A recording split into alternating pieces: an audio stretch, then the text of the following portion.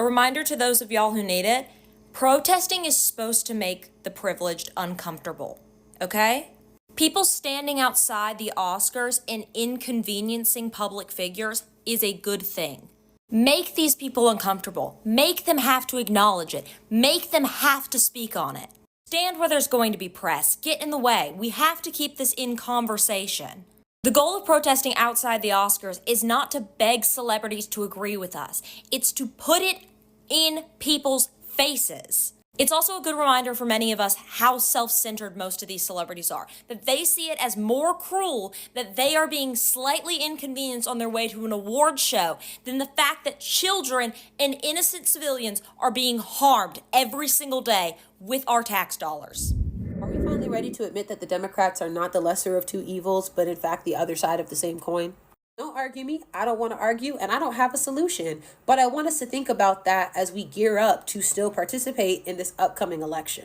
Because the Vote Blue No Matter Who crowd will be there. But I think it does actually matter who. I think the Dems in office and the Vote Blue No Matter Who crowd are both operating on the fact that we should all be so afraid of Republicans we'll let anything slide. But that hell that they said Republicans would bring is here, and we're living it. Everybody and their cousin is living paycheck to paycheck, working 2, 3, 4, 5 jobs to make ends meet, and the only people paying taxes are us. Meanwhile, those billionaires they said they were going to tax are making more billions. We still have student loan debt, and that's the whole thing they campaigned on. Our reproductive and sexual health care rights are just going out of the window and getting further and further away every single day. And at this point, they are actively contributing to an ongoing genocide, trying to placate us with the idea of a ceasefire that they are never going to actually follow through with. And now they're trying to censor us. And I get it. A lot of y'all don't see the TikTok ban as an issue. Oh, it's just a social media app. We'll make another one. We'll just move somewhere else. Maybe this will give us a chance to go outside and touch grass. Yada, yada, yada. But that's not all that's in there. They want to be the ones in control of your data. They don't want your data to be safe and secure somewhere else. They want to be the ones in charge of it. They want to be the ones to dictate your access to information, and they want to be the ones to dictate what you can do with it. They want control over all of the social media apps to keep you quiet on things they want you to be quiet on. And the ongoing genocide in Palestine is a perfect example of why that is. We can see it in real time. And all this is happening at the hands of folk who are really old, with all due respect. And it's not just that they are horrifically out of touch with the average American person at this point. It's the fact that they refuse to give up power. This would be a non-starter if anyone would step down. If this isn't the fascism they told us to be afraid of when Republicans come to power, I don't know what they're talking about. To me, that's two sides of the same coin. And I don't know how far Vote Blue No Matter Who is going to get us on a federal level. Still vote. Your state and local elections mean so much. At this point, mean more than anything else. So still go vote. But don't let them vote blue no matter who you into a repeat of this. Or do, I don't care, that's your choice. 21 Palestinians were killed and another 150 were injured while they were trying to access aid. This is not the Flower Massacre from a few weeks ago. This is a different massacre that happened in the last 24 hours. There's been a huge slowdown in the amount of content we've been seeing about Palestine in the last couple of weeks, and I'm guilty of that. And part of that is because I haven't had any idea of what to say, because the amount of information I've been receiving isn't as much. But just because we're not getting constant information anymore and constant videos and constant trauma doesn't mean that things aren't still happening. Things are very much still happening. Part of this is because they are intentionally targeting the journalists and the media workers. 95 journalists and media workers have been killed in the last 160 days. 95. Part of this is because people are running out of eSIMs. If you can, donate eSIMs. Part of this is because some Palestinians are giving up hope, not giving up hope for their liberation, not giving up hope in their fight, giving up hope in us and the fact that we care. Why would they constantly show us their trauma and constantly put their horrors on display for no one to care and no one to do anything? Why would they spend their time that way? It's up to us to continue using our voices and amplifying anything that we can as often as we can. I get it. 160 days is a long time, and I say that with the comforts and privileges of being over here in the United States. But if they haven't given up the fight, and if they haven't stopped experiencing oppression, why would we stop caring?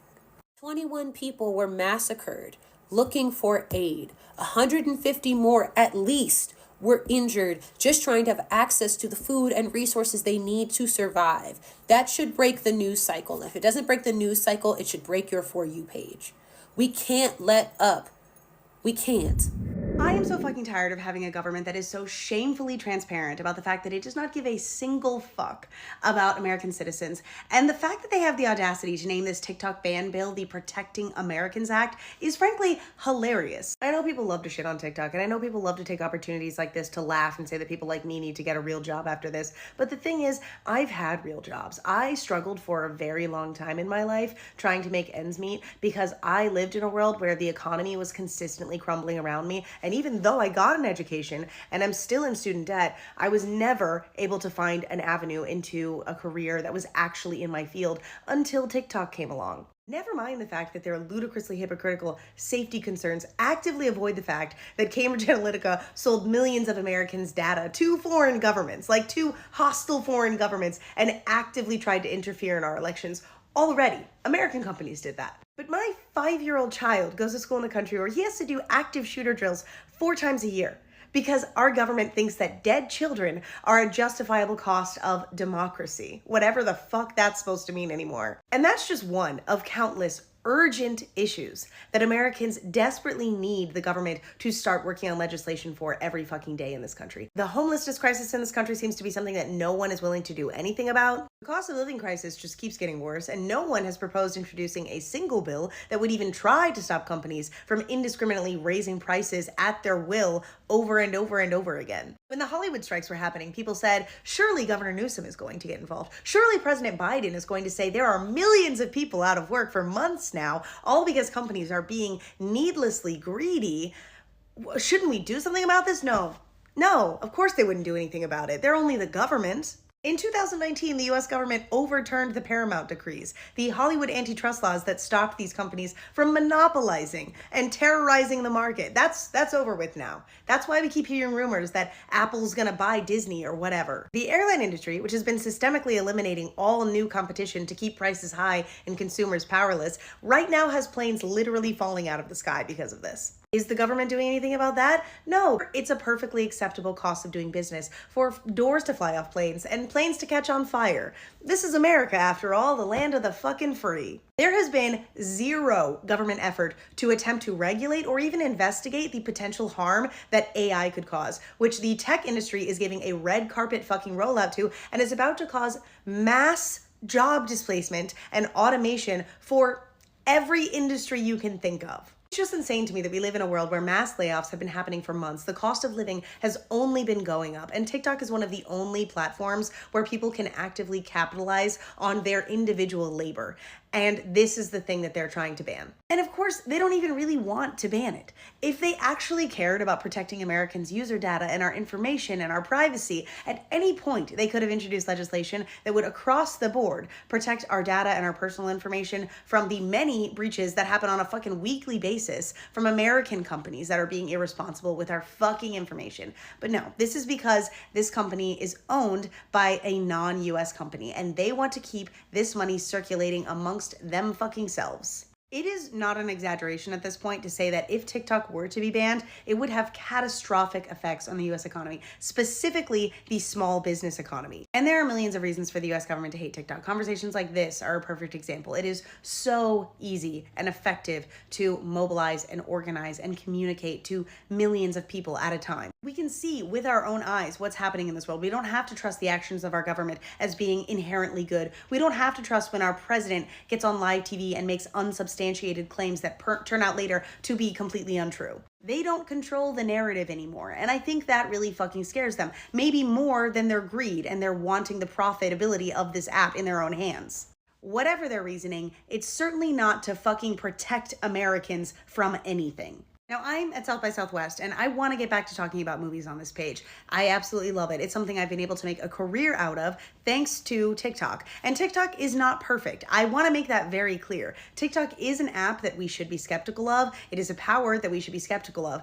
But the fact of the matter is, it is not alone in what makes it scary. If anything, I trust my information on TikTok more because it is so heavily scrutinized by the government as opposed to American-owned companies. The point is, the long-running conversation that's been happening on this app as the election grows closer about what it really means to cast your vote for a lesser of two evils situation, I think situations like this make it extremely clear that when we say lesser of two evils, it very much is that both of these fucking parties are evil and do not care for individual American citizens at all. They actively refuse to protect us from the things that actually matter, the very real dangers and hardships that millions of Americans suffer with every single day, but they will mobilize like that if it's going to make them richer. Like, it's absolutely despicable. Now, I love this app and this community here. It's truly changed my life and it's allowed me to do something that I'm deeply, deeply passionate about and connect with so many people. I'm obviously on other platforms. If you're worried about it, you can absolutely follow me on all the usual places.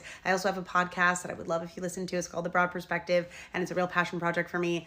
But truly, the thing that I really think people need to focus on is contacting your senators. This bill opens a very scary censorship door, and I don't think they'll stop at TikTok. If you also think that this is a miscarriage of justice, let them know and don't vote against your own interests. If you guessed that Marvel was going to learn all the wrong lessons from the absolutely terrible year they had last year, looks like you're correct, because rumor has it Eternals 2 is no longer in development, and it comes along this piece of information from Daniel RPK that Marvel Studios is said to be focusing less on risks with their movies and more guaranteed hits. Now, this is all alleged, it's not confirmed, and we can only really guess what they mean by risks, but if I had to guess, I would say it's code for diverse films, films that are creatively bold and unique, films that step outside the mold. And I was honestly already worried that this would be the direction that would happen because of Deadpool 3, because people are already talking about Deadpool 3 as the literal savior, the fucking messiah of the MCU. Ryan Reynolds is gonna come save Marvel from all the woke bullshit, and I fucking hate that narrative. This is the problem I've been having with the MCU for a very long time now.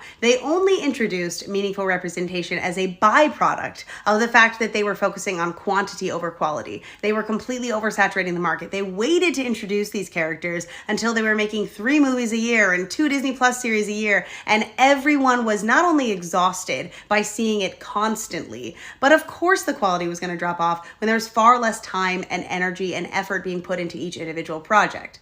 And the thing is, this is doubly stupid because going back to their original formula is not necessarily going to work. The audience for the Marvels was only 19% between the ages of 18 and 24. Young people overall do not give a shit about the MCU at all anymore. And obviously there are a lot of factors. I think the fact that the MCU is considered like less cool now is obviously a huge contributor, especially for young people. But that's exactly the problem. Like, I feel like instead of saying, oh, we need to go back to what we were doing, you need to focus more on being more creative. Take your time. Look at what young audiences are interested in right now. And it's not boilerplate bullshit. A lot of young people are getting really into experimental film, foreign film. Look at what is popular in theaters right now. I also think the squeaky clean Disney image of the MCU has been working against it for a long time now. I don't need you to detail whatever graphic scene you want to describe to me from whatever PG-13 Marvel movie. I've watched them all, okay? I'm not a hater. But the thing is, you know, when I was a kid, the action movies that I was obsessed with were like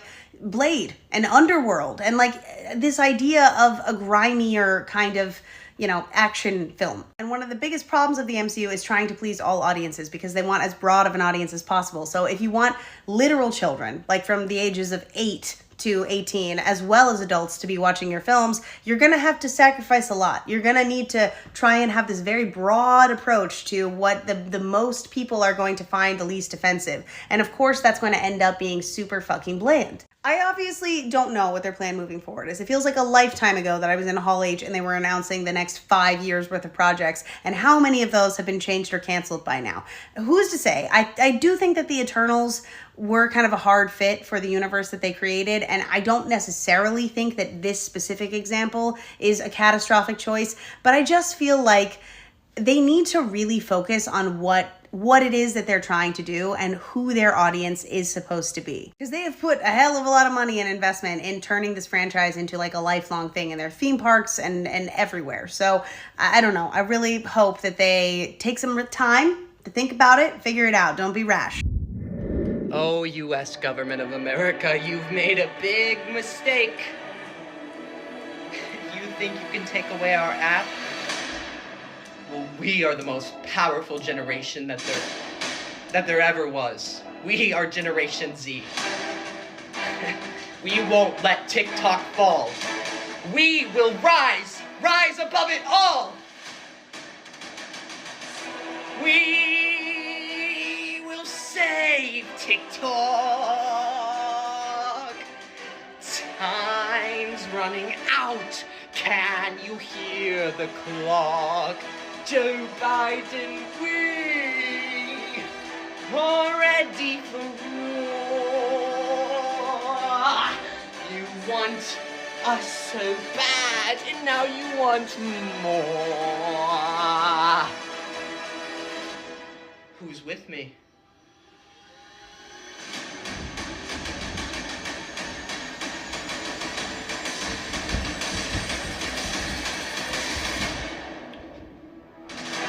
Charlie D'Amelio, Noah Beck, Jojo Siwa, Brittany Borowski.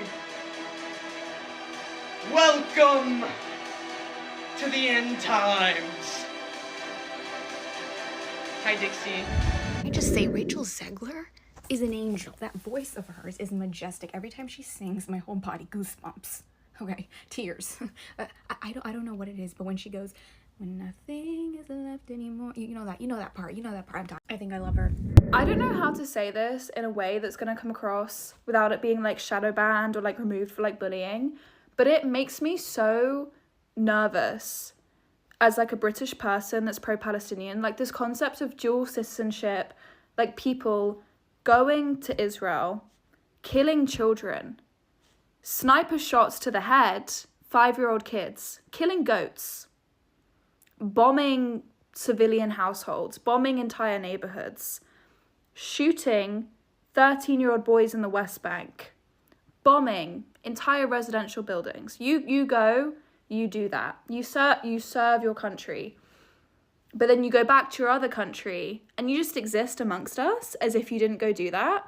Like, in what other context is it okay and acceptable that someone goes to a foreign nation, commits a genocide, helps a genocide, along, and like comes back and just exists as if that didn't happen, as if we didn't see you do that? Like, sorry if this is controversial, but like the fact that this is even a debate is laughable. Like, South Africa have got this 100% right. If you have a dual citizenship and you have served in the IDF,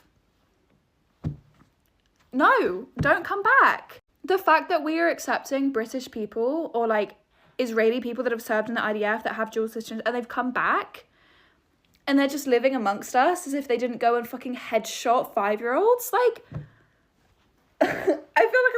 I genuinely feel like I'm going crazy. I have a platform and I feel like I have the responsibility to say that the warfare that we are currently seeing is not normal.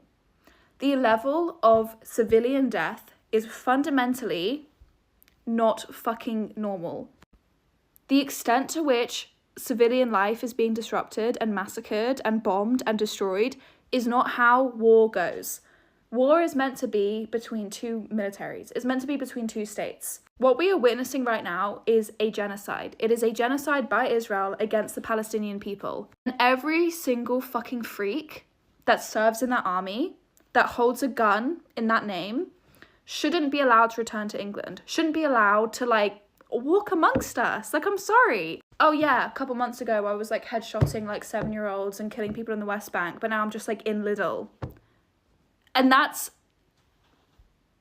normal to you? That's how things should be? So we all know Katniss is a very unreliable narrator, and I always think about how that comes into play when talking about Gale. Because she hypes him up so much. Like, she hypes him up so much. He hung the moon for her in her eyes. And one of the things she always thinks is that, like, he's like good with the ladies, you know? It is my humble opinion and personal belief that Gale had no idea what to do with the ladies. He had pretty privilege. He had that tall, dark, and handsome thing going for him, and then he would open his mouth and just say the most asinine thing you've ever heard in your life. He'd totally be the kind of guy who Katniss would be like, oh, what happened with that one girl you were seeing? And he would be like, oh, she was crazy, dude. Like, she was just Like, she didn't even know how to build a basic trap. Girls these days, I'm telling you. You're not like other girls, though, Katniss. You're different. Like, he set the standard for what made Katniss feel special, and then Peeta comes into the picture just dripping with Riz. So much Riz, in fact, that Katniss, who is canonically a prude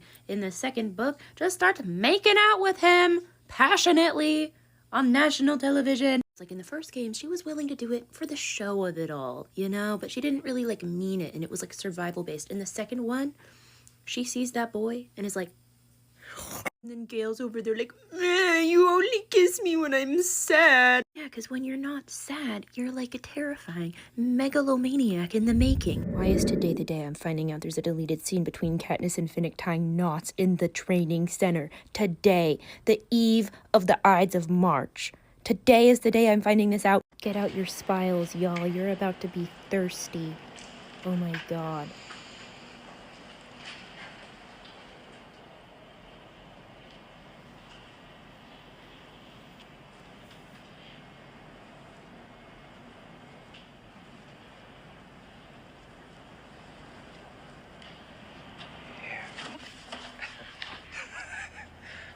I'm sorry.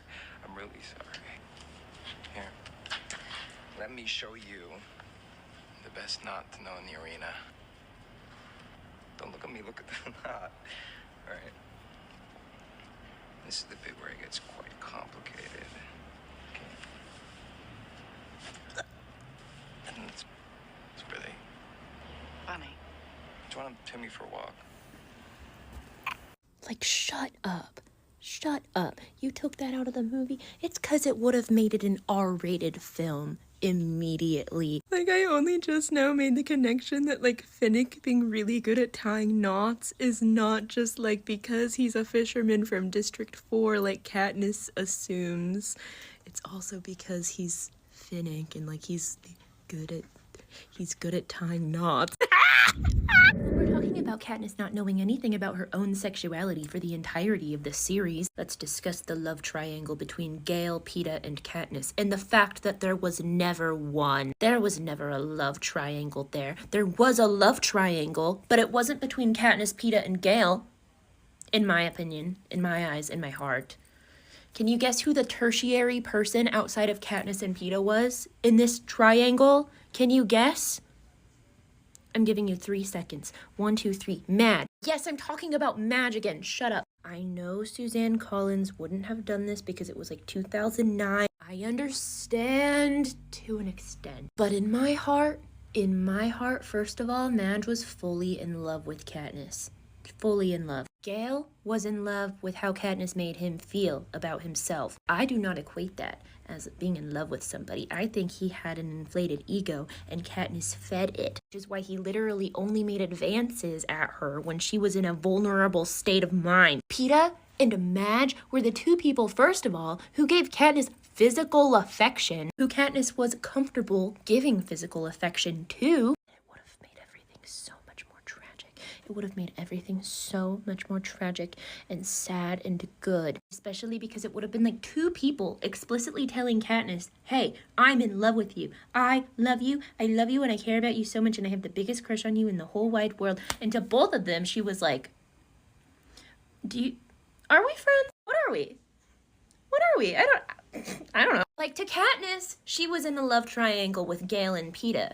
But she was totally oblivious to the fourth person who was actually the third person in the love triangle, in my opinion. Like, Madge is so important to me. She's so important to me. I always get to this point in series that I'm obsessed with where I become so fixated on a character that has like 4 pages of time in the books total, and I'm like, this is my favorite character. While we're talking about emissions and our carbon footprint, the genocide in Gaza, the non-stop carpet bombing of Palestinians in Gaza, has and will continue to have an extremely negative effect on our environment, on our planet, and not just in the Gaza Strip. But if we are specifically talking about the Gaza Strip, the land that has been directly bombed, that has grown olive trees for hundreds of years, has now been contaminated with pollutants from the bombs that were dropped by Israel.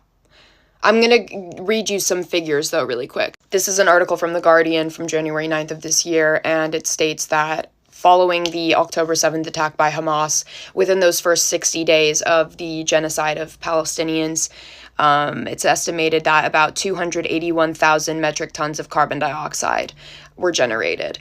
That is an understatement, they stated in this article, so just know that that figure is probably inaccurate, but also that was just within the first 60 days. So know that if we accumulate all that time that Israel has been murdering innocent Palestinians, that number is far greater now. In comparison, within those first 60 days, Hamas rockets generated about 713 tons of carbon dioxide. In an Al Jazeera article from December 5th of last year, stated that earlier reports suggest 25,000 tons of munitions were dropped on Gaza in the first few weeks of the war.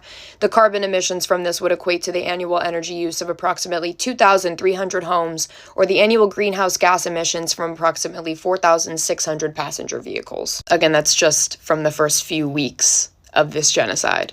So that number is going to be a lot bigger now. But with all of this being said, fossil fuels do not just disappear when we pump them into our atmosphere. They, first of all, destroy our ozone layer and then are absorbed by other ecosystems on our planet, like the ocean or forests. And then different species cannot withstand the conditions that they're being forced to live in, and then they go fucking extinct. I could go on and on about this for days. As more and more carbon dioxide is pumped into our fucking atmosphere, the ocean starts absorbing more and more carbon dioxide. So our ocean temperatures start to rise. And as the ocean temperatures start to rise, ice caps start melting because they're not supposed to withstand that kind of temperature. And as the ice caps start melting, then the sea levels rise. And when sea levels rise, do I need to go on? Do I need to go on? So while we are all being mindful of our carbon footprints, and while we are screaming and begging celebrities to be more mindful of their carbon footprints, we can still continue calling and demanding a ceasefire so that there isn't further damage on our environment, as well as the lives of innocent Palestinians that are being taken from the world.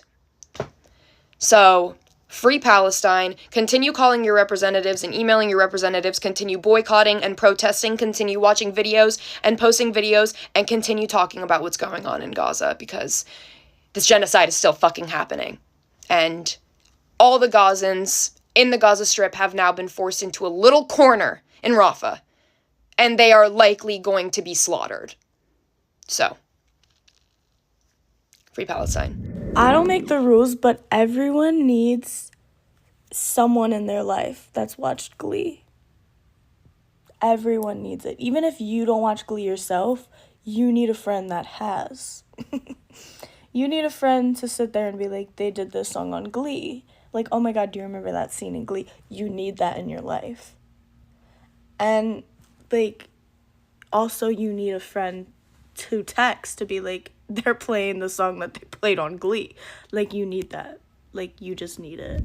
After witnessing how incredibly overeager the entire Avatar fandom is to hork down Ragebait, what I want more than anything is to create a Twitter account and entitle it something random like Avatar Insider and post the most wild, outlandish information, because I know they'd eat it up every single time. They wouldn't even question it. This tweet doesn't even have a blue check mark, not like that means that much these days, but I still got like 50 videos on my FYP of people reacting to this like this was a real piece of news. And I'm going to use this as a sort of springboard to discuss what I think is my biggest pet peeve when it comes to any sort of online criticism, because whenever any sort of media releases that incites a significant amount of passion, for lack of a better word, some positive, some not so much, the negative criticism usually starts out legitimate, but then rapidly devolves into people just blatantly making things up. I've seen this happen across dozens of fandoms, and what usually winds up happening is that the fake criticisms get more traction than the actual real legitimate ones. Like, a fantastic example of this is the Telltale Walking Dead comic, which is an incredibly flawed adaptation of the source material in every way, but you want to know the big thing people focus on? The author allegedly writing a self-insert, which if you stop and look at it for more than 2 seconds is objectively false. And it blows my mind literally every single time, and I just want to ask why.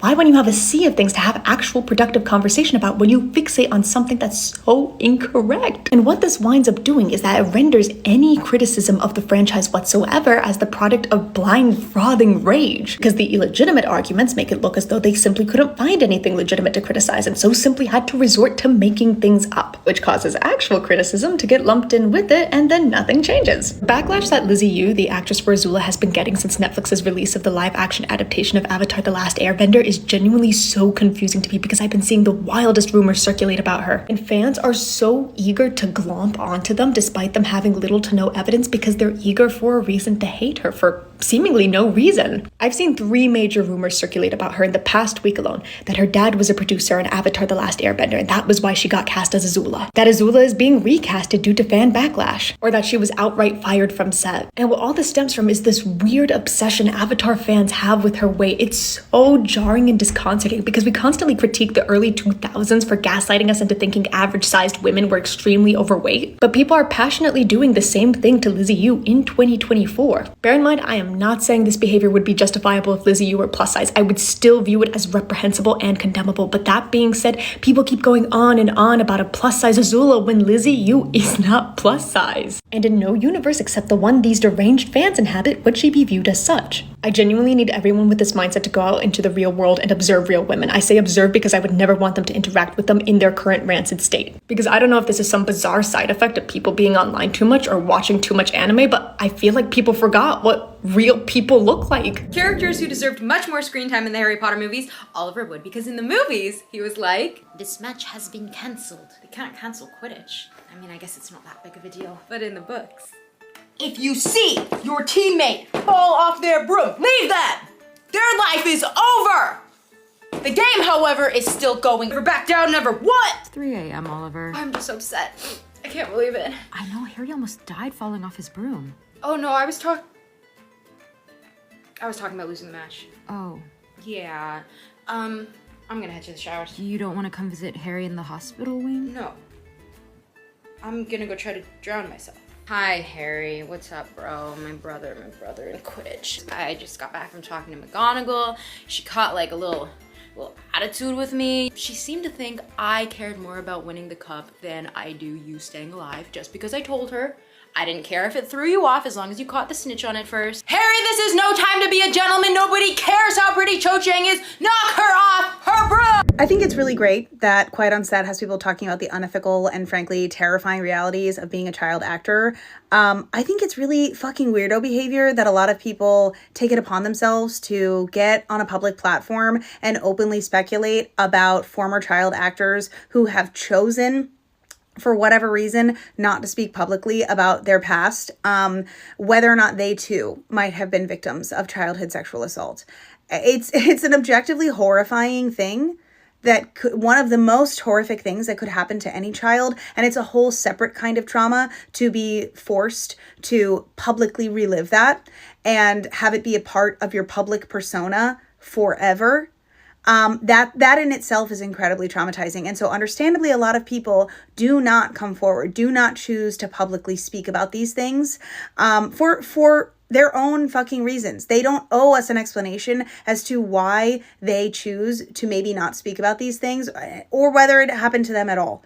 It's not anybody's job to speculate whether a person may or may not have had something like this happen to them when they have not offered any fucking information on their own, and they have very clearly chosen to abstain from the conversation. I just can't believe that more people don't recognize it as the incredible crossing of a line that it absolutely is.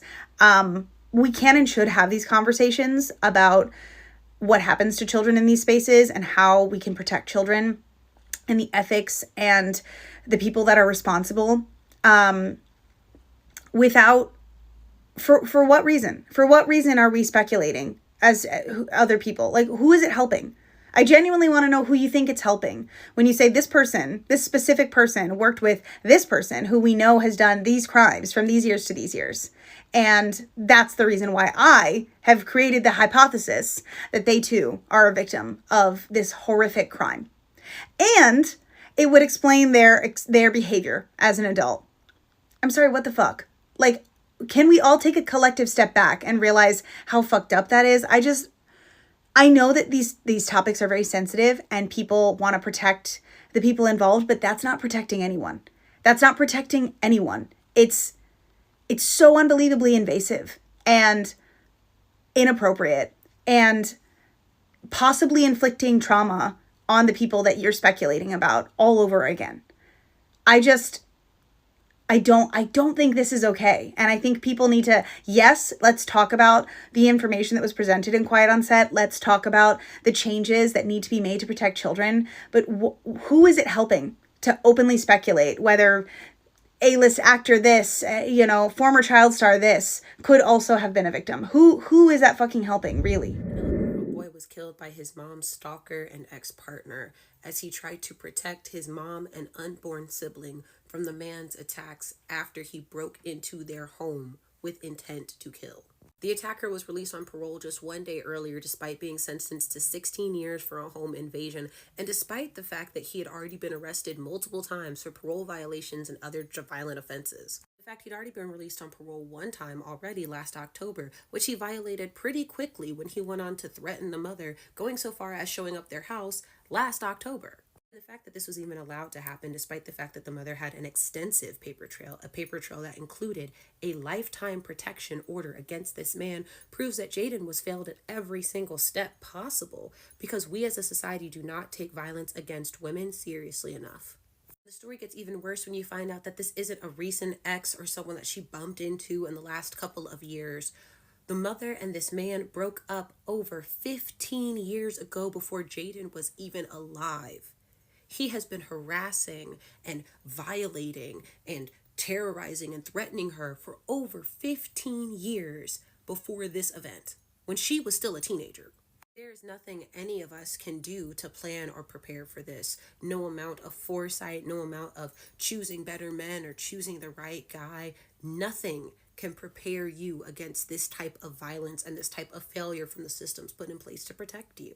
And now an 11-year-old boy has to pay the price for the failings of so many people who didn't protect him and the mother that he died trying to save. In all honesty, I didn't love Dylan Mulvaney's new song, and after giving it like 10 seconds of listening, I can tell you why. It's not my preferred type of music. I know, a world where I am not the target audience, bonkers, but it's true. The song itself is catchy and fun, the music video is adorable, and the song itself is like bubblegum pink. I just don't listen to a lot of bubblegum pink music, and that's okay. But the fact that the cis girls are out here having discourse is bonkers to me. Days of Girlhood is not some synopsis of what it means to be a woman. It is Dylan's autobiographical journey into girlhood as a trans woman. And we know that because we all watched every video she posted. It was delightful to be a part of that journey and to get to relive small bits of our own childhood that was not condensed into 365 days, but instead we spent a lifetime getting comfortable in for this one woman. It was great. And now you guys are all upset that she put it into a song and called it Days of Girlhood, like the journey we didn't witness wasn't Days of Girlhood. What do you mean? The issue isn't with Dylan's song, it's with our, in all honesty, self-centric and still a little narrow-minded view of what girlhood and femininity look like. Instead of accepting the fact that femininity and girlhood is this complex, nuanced thing that means something different for each and every one of us and has shaped us over the course of our lives in all different ways, some of us taking up more bubblegum pink things and some not, we've just demonized all things that are stereotypically girly and stereotypically pink and soft and blah, blah, blah. And anyone who wants to embark on that journey or pick those things up, especially if they're trans, is being reductive, and that's not true. It's one thing to not like the song just because you don't like the song, but it's another to call it reductive and even something to be shamed when it's literally just going in chronological order, another woman's journey with girlhood and femininity, one that many of us picked up bits and pieces from as well. And I know y'all like Pink and retail therapy and do the walk of shame. I went to college. I was there. So enjoy the bubblegum pink music. Or don't. But regardless, drop the discourse. Because at the end of the day, that song is about finding connection, community, and support. And isn't that what girlhood is really about? Dude, now let's talk about that. If we can't use our literacy skills to inference that girlhood or Days of Girlhood might in fact not be about us, if we have to be handheld through decentering ourselves, if something has to be labeled my girlhood and not just girlhood for us to get it, the AI will win. It will. Like, there is no way that a song titled after a viral series that includes tips that not every woman has gone through, that includes moments that most women haven't gone through, as most of us haven't been harassed by a beer company, needs to be labeled my, for us to understand that some of it does include a unique experience. Are y'all really that selfish? And if it's not selfishness, are y'all literally that illiterate that if something doesn't say my girlhood, you automatically assume it's about you and couldn't possibly have a perspective that isn't about you with all the other billions of people in the world? We're cooked. We're cooked. We can get got by anything. Anything. No, I want to talk about this. Why is it that so many cis women specifically feel like the only way we can resonate with girlhood is through our endless suffering? I don't think of endless suffering when I think about girlhood. I love being a girl. Like, is it hard being a perpetual victim of the patriarchy and a perpetual victim of misogyny? Absolutely. Is it the only thing I've got going on in a day? No. And I don't even mean it in like a women are strong and tough and powerful and girl boss kind of way either. I mean, like, I literally do not sit around all day thinking about my own trauma and objectification and suffering. It's just not cracking the highlight reel when I can help it. Like, did we forget that womanhood is this nuanced, complex, multifaceted thing? And the whole point of feminism is so that we are not boiled down to these fundamental parts, whether they be this stereotypical feminine, soft, pink thing, or this never-ending relationship with trauma and misery and suffering and objectification. Like, both are bad. And if you can find no positive in your relationship with womanhood and your relationship with girlhood, if it is only suffering, maybe you need to evaluate that as opposed to judging other people for having a more positive or more nuanced relationship with girlhood and womanhood. Because for me personally, yeah, baby, I carry the objectification and the trauma. I also carry around like 6 different lip glosses. I also carry around a fun little fruity drink, and I'm always prepared to gossip or have intellectual discourse because I'm a woman and I can do it all. Or not. It depends on the day. Like, what is wrong with you people? Y'all ever have that experience in the summertime where you open your front door and you let a fly in, but you don't know you let a fly in until you hear this unending buzzing a little bit later in the day? And maybe, just maybe, one time you opened the door and accidentally let in something that flies, but it wasn't a fly. It was a bee that could have stung you, and you spent all day long trying to capture this bee without getting hurt, and maybe you failed or maybe you succeeded. But no one ever says, wow, you shouldn't have opened your door. You could have let something inside. No, because that's silly. It's objectively silly. You're not psychic, and you don't know if you opening the door is going to let something in or not. It's the same way that we don't know that the classmate we met in 5th grade is going to be our best friend, or that person that you met at the bakery one day is going to be the love of your life, because we're not psychics, because we don't know every single thing about every single person as soon as we meet them. And it's absurd that we hold women to this standard of, well, she should have known better, well, she should have done better about these guys, as opposed to holding men accountable for any of their actions. A woman dated a man when she was 15 years old. And over a decade later, he followed her, stalked her, broke into her home, and killed her child. And y'all are saying, oh, well, she should have kept him away from her kid. She did. They broke up. She got a lifelong restraining order against the man. And yet, y'all still find it in yourselves to blame her for not having some type of foresight as a teenager to know better than to not meet him in the first place, as if just by meeting him, she would know everything he was ever capable of over the next decade. You hold women to these impossible standards. You expect us to know that every time we open the door, a bee could come in, and therefore we should always keep it closed. But women are learning. We're learning to always keep our door closed. And what did y'all start doing? Complaining about this male loneliness epidemic. Have you considered you might be a little less lonely if y'all weren't so dangerous? Or if you held each other to any level of account to make it a little less dangerous outside? But no, you just hold us to these impossible standards, never thinking that maybe, just maybe, the fundamental issue in every single one of these stories isn't women who know how to choose or not choose or leave or not leave. It's men. It's these crazy men and all of you refusing to hold them accountable. My favorite thing about these turfy gender essentialist arguments is that eventually, every single time, they boil down to the much more meta deconstruction of what is gender and why do we perform it? Why have these labels if they aren't perfect fits? What is there to be gained? And instead, why don't we just exist as ourselves without these labels? This is what non-binary people have been confronting us with for generations. It's like they get so close to the main point that all of it is a social construct, all of it is loose, all of it is designed to build into a power system that oppresses some and benefits others, and then they just kind of veer off course. Because sex is scientifically real. Your bits, your hormones, how those things interact, and even then those things don't exist in a binary. But then we gave those things traits and characteristics, assigned social weight to them, and called it gender. Yeah, none of it really matters, I guess, if you want to think about it in a big meta way, but most people aren't ready for that conversation, especially not someone who, boils womanhood down to do you or do you not menstruate. Boiling my gender of woman down to nothing but my sex as female means that I am, I guess, no different than my dog who could also menstruate. There is something human about the way that we have decided to perform gender, something that goes beyond basic survival instincts and gonads and hormones, something bigger than that. These labels are loose and fluid, and they should be, because they should be adaptable to our society as they function as the social constructs that should guide us, although we created them to oppress us, but that's not the point. And some of that gender performance I do really love. It is part of why I love being a woman. And I don't just mean the lip glosses and the pink and the shopping sprees. I mean, there's a reason that as menstruating creatures, we decided to find beauty in that and community in that and spirituality in that. And I love that about us. And if somebody else finds that sense of community and beauty in the ritual of it all or the performance of it all, who am I to keep them from hanging out with me while we all muddy our way through these loose, poorly formed labels?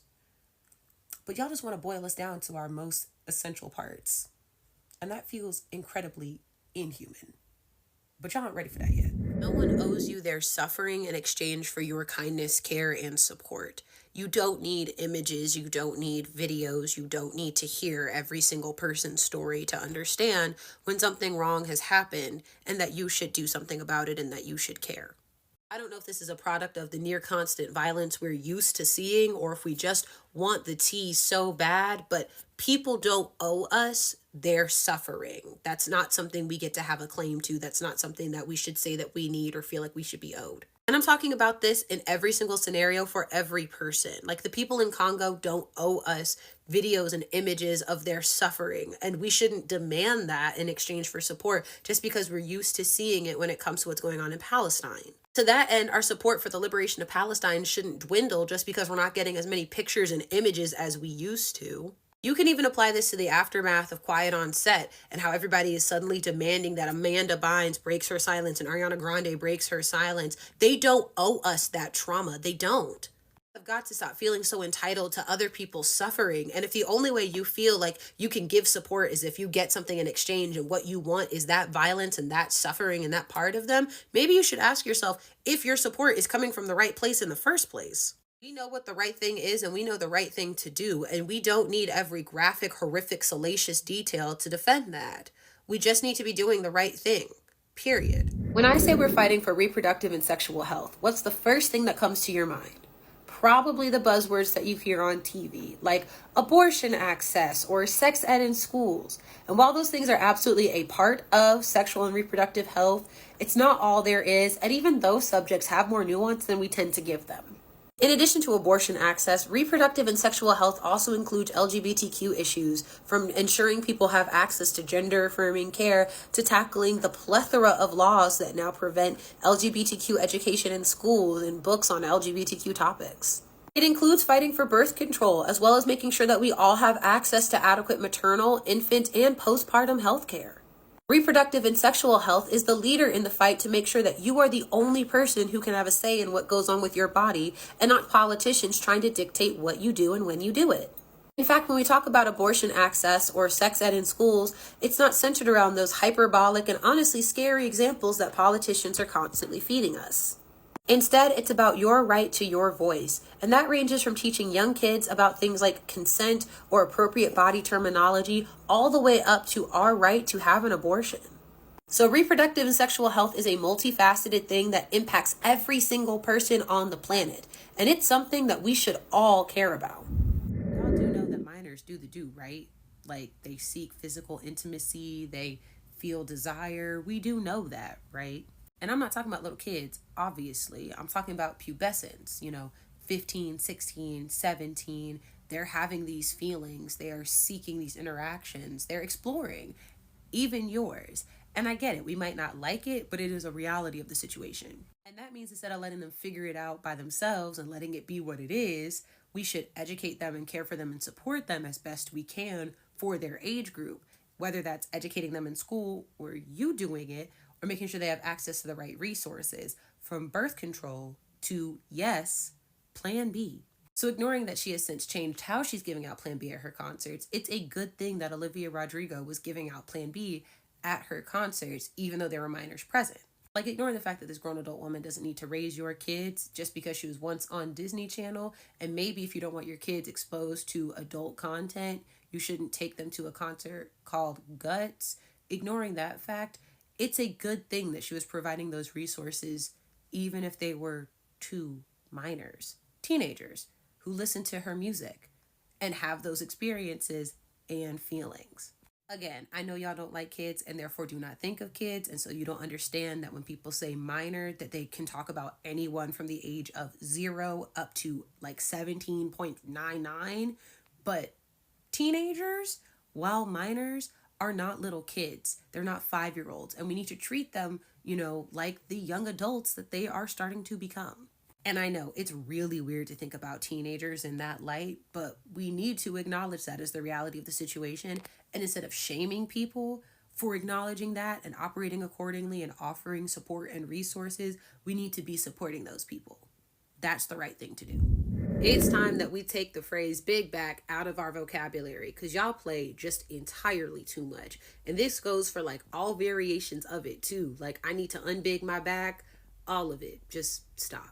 Like, it was fine and cool and fun or whatever back when plus size people were saying it in reference to themselves, whether they were joking or using it as reclamation. And even then, it wasn't always for all of us to laugh at. It was like an inside joke, but like, that's cool. That's theirs. Like, Samira's plus size freestyle, excellent song. But then the rest of the internet got a hold of it, as they always do, including a lot of you thinner and straight size folk. And now you only say it in a derogatory way, even when you're talking about yourself, but you use it especially harmfully when you're talking about others. Like, nobody needs to lose weight, but it is so unserious to hear from people who are like a size 4 say, oh, I need to unbig my back after eating like a bag of chips.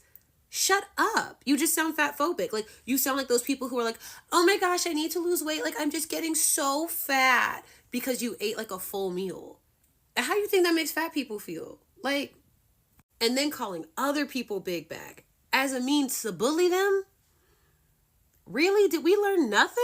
Y'all don't know how to have fun. Y'all don't know how to let things be. Y'all don't know how to let folk have things. So just go ahead, put it right back down. Because all you all sound like is fat phobic. That's all I hear. Unless, of course, you're plus size, at which point you do you. That's not my business. That's not my place. Do what makes you feel secure and reclaimed and supported and all that jazz. But the rest of you, stop. This slut-shamey rhetoric that we are always pushing towards young women and girls when it comes to being intimate is not only harmful, but I also find it a little hilarious. Because on one hand, it doesn't make any sense with the reality that we're living in. Like, this whole, don't throw yourself at every single guy you see. Don't be fast. Control your urges. It's not that hard. Like, that whole thing is misaligned with the reality we live in. Because women are statistically the ones who control their urges. It's men you need to talk to, statistically speaking. And that, coupled with the way that we've romanticized relationships and being pure, it makes no sense that we're constantly pushing this rhetoric. But I hear it all the time, especially when I was a teenager, and that's what cracks me up. Because when I was a teenager, the girls saying this the most were usually the first ones to find themselves pregnant or in a pregnancy scare. Like, I'll never forget this one time I was talking about this with a friend of mine in gym, and she got on her, holier than thou, better than you spiel about how anytime she feels an urge, she drinks grape soda and she's perfectly fine. That baby was due shortly after we graduated. I kid you not. Or I had this other friend who for years was on this whole, I'm better than these other girls, I'm not fast, I respect my body, blah, blah, blah, blah, blah thing. One day scoops me up, tosses me in her car on some little spy mission to go get a pregnancy test. And I'm not saying this to shame them, because I was on their side supporting them. I got in the car, I figured out where we were headed, and I was cool with it. Like, it's not my place to judge you. But the way that call is almost always coming from inside of the home. Stop talking. They're like 99% of the time projecting onto everyone around them. Like, on one hand, it is awful just how deep that shame has to go in yourself for you to talk that way to and about other people, especially when the shame is coming from the fact that you know you're doing things that you've been stigmatized to not do. But the comedy is in just how loud and boastful they are about it. Like, please, simmer down. Here are some things that I believe that might be hot takes. If you are a conventionally attractive white woman on the internet, don't complain about not being the beauty standard just because your hair is brown or your eyes are too dark of a blue. Shut up. Family vlogging accounts should not exist. Why are you posting that many videos of your child? It's too much. And overall, it's just not safe for your child. It's not. Sorry. Don't buy everything your favorite influencer is influencing you to buy. They're getting paid to influence that to you. Do your own research. Fox pretty versus boy pretty versus wolf pretty versus girl pretty is the stupidest thing I've ever heard. Let's stop. That's it. Not only is Israel torturing and killing Palestinians in Gaza and Al-Shifa hospital, they are raping women. This is a testimony of a pregnant woman in Gaza. A husband and wife, along with their children who were displaced, sought shelter at Al-Shifa hospital. The pregnant wife was forcibly undressed by Israeli forces despite informing them of her pregnancy. They continued to kick her. Then they assaulted and raped her in front of her family and other men, threatening to shoot her husband and the other men if they closed their eyes. This is an article from the Jerusalem Post. U.S. official accused IDF of sexually abusing Palestinian women. As Israel prepares to invade Rafah border, which is in northern Gaza, Israel plans to no longer approve food convoys to northern Gaza. So in South Gaza, you have Israelis blocking humanitarian aid. And now in northern Gaza, you have the IDF blocking humanitarian aid. How can 2 million people survive this? This is unimaginable torture. Every day, the situation in Gaza is getting worse and worse. And I feel like there's so much to say every day, but at the same time, what else is there left to say? There is so much documentation coming out every day about this genocide. Massacre after massacre after massacre. 140 people, including children, were shot to death. Israel admitted to this. Some of them were children. They are admitting to it. We are watching them. We are watching Israeli soldiers record their own atrocities. What else is there left to say? And now they want us to believe that ISIS bombed Russia. Like, all of a sudden, ISIS pops up out of nowhere. Do they think, how stupid do they think we are? Like, how fucking stupid does America and Israel think we are? If you take just a moment to zoom out and you realize that Israel and America trapped 2 million Palestinians in Gaza on this small little land, carpet bombed them, starved them, tortured them, raped them. And these people have been experiencing the most unimaginable tragedy and atrocities and pain and suffering since October. And out of pure desperation, they started GoFundMes because they're trying to escape. They're trying to get out, right? And the Egyptians are not allowing them to pass the border unless they have like a ridiculous amount of money. So they have to make these GoFundMes because it costs like $10,000 per person to be able to just cross the border. So out of desperation, Palestinians in Gaza have to create these GoFundMes, and it's regular people with regular fucking jobs that are donating to their GoFundMes so that people can live, so people can escape. Do you understand how sick this entire situation is? It is us, regular fucking people, donating to help regular people as our governments are complicit in a genocide. Every day is worse than the day before. What else is there to say? How can I make you care? What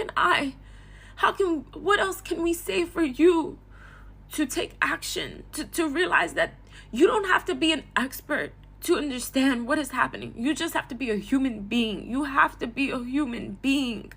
Are you here? Are you with us? Do you see what they are doing to human beings just like you and me? We all knew that overturning Roe v. Wade wasn't going to be the end of politicians trying to control your body, but was in fact the beginning of a very dark story. And based on what we've seen lately, we know this is absolutely the truth as politicians continue to deny people, millions of people, access to the healthcare that they need, attacking reproductive and sexual health from every angle they can think of. This includes trying to prevent people from traveling so that they can access abortions. This includes trying to reverse the FDA's longstanding approval of mifepristone, an incredibly safe abortion pill. This includes giving an embryo personhood. It's an all-around attempt to control everything, from your body to your right to have a say, to your future at large. And it's impacting everyone as it robs folks of the right to choose, period. And this not only includes the right to choose when or if you're going to be a parent, but who gets to go on that journey and what that journey even looks like. This goes beyond abortion care because Roe v. Wade, as we've seen, was just the beginning. So it's up to us to stop them before they make all reproductive and sexual health inaccessible for everyone in every way.